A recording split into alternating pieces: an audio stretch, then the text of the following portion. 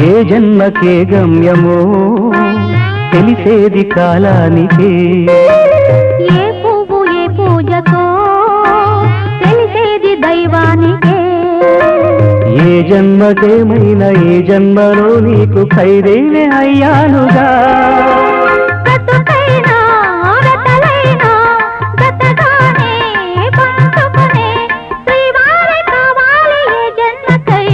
తెలియని రాగం పలికింది తీయని భావనలో, మనసే జ్యోతిగా వెలిగింది మమతల కోవెలలో, ఈ మమతల కోవెలలో.